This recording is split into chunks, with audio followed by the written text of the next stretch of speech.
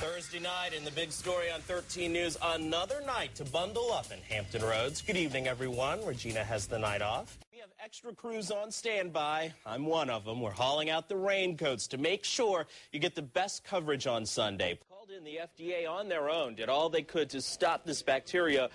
This has been so difficult, David, just dealing with trying to get in touch with family members, running into friends, hearing the horrible stories of people who have lost so much here in my hometown.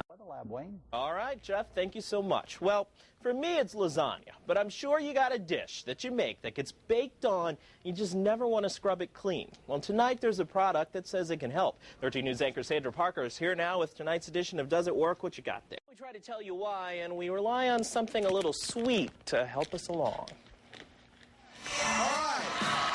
Winning, it's what gets you excited on election night, and unless you're in preschool, then it's candy. Lots of it. And I need your help with this candy, okay? I'm going to dump it here in a circle. We asked preschoolers here at the Church of Resurrection in Portsmouth to sort through hundreds of pieces of candy and count all the peanut butter cups and all the Kit Kats. 29. I counted 10. And you got 10. Well, I gotta know. Well, I gotta know exactly how many pieces of candy are down there. So you guys gotta figure this out. We don't know. This process is similar to what's going on with the recount. Every single ballot has to be checked and double-checked. I think I'll throw up after all that counting. Political science professor Carol Pretlow says don't lose your lunch, but this could take a while. I think it could go 30 to 60 days, and maybe even more. Pretlow says they have to make sure some of the votes don't get lost, or in our case, eaten, or, well, squashed. So what are we going to do with this one? Ballots do get lost, and I think there's times when, of course, it's unintentional, but just like with anything else, there are accidents, there are things that, oh, I lost that, or I forgot that. Right now, 7,000 votes separate the real-life Kit Kat and peanut butter cups, meaning the state will pay for all this counting. If one candy or candidate leads by a wider margin, the state won't pay. Nevertheless, our unofficial counters will tell you mistakes happen. I ate one piece of the candy. Now let me ask you this. The piece you ate, did you count that one? Or did you forget? I forgot. Yeah, it's easy to forget with all that candy, but the certification process will take place over the next few weeks, and then the recount and possibly other recounts, kind of like we did there today. Dr. Pretlow says expect a long wait, and just in case you're wondering, the final count out there at the school today, Kit Kats, 244, Reese's Peanut Butter Cups, 423.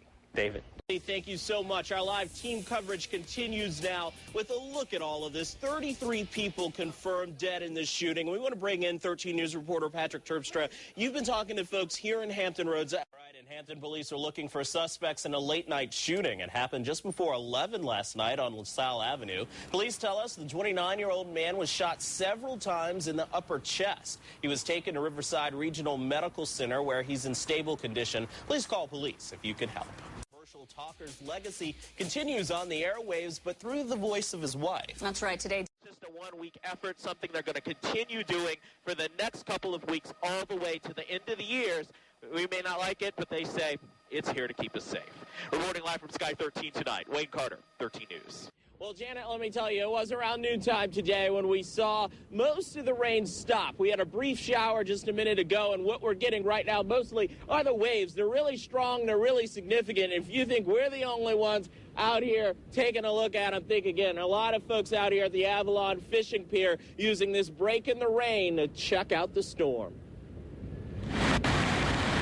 Rain, wind, pounding surf. Outer Banks residents woke up to it all right off the bat Thursday morning.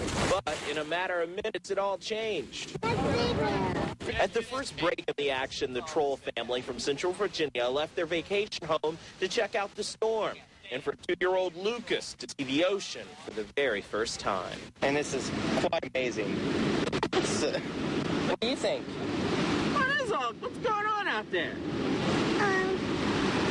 I can't see the boats. He can't see the boats with good reason. Waves are so rough, they're tossing water onto coastal roads. The wind bringing the sand, too. I don't know.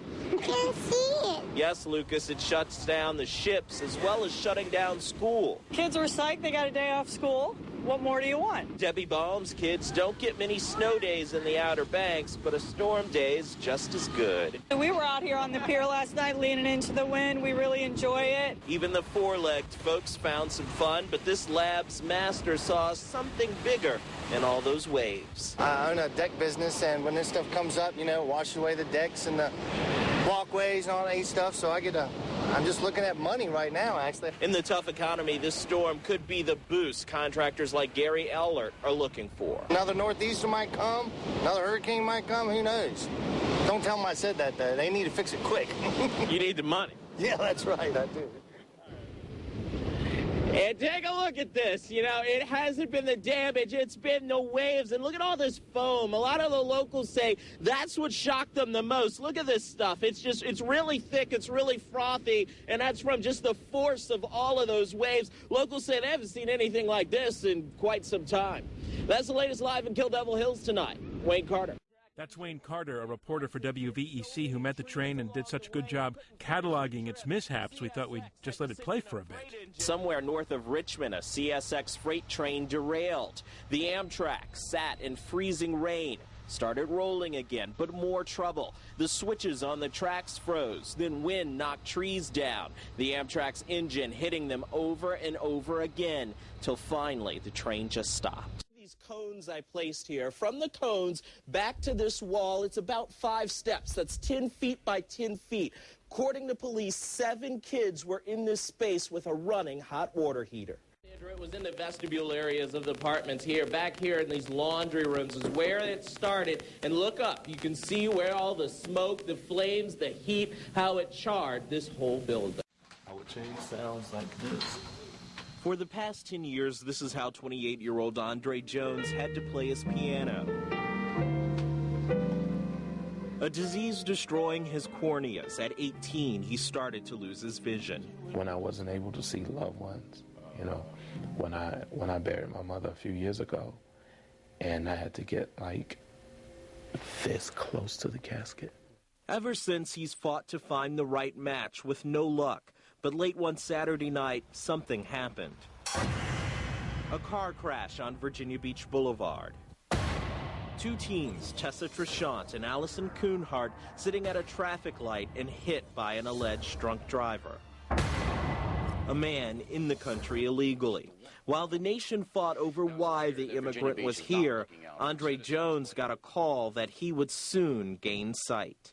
And he says to me, Andre, we got you a great piece of tissue. They told him about a crash and how the teen behind the wheel had the perfect cornea to give him sight. He knew Kuhnhart's story and had a feeling. The 13 News investigators confirmed it. He has Allie Kuhnhart's cornea, and the surgery was a success. They tested me. They put a chart in front of me, and I was like, E? I was like, yes. What? Hey! EA!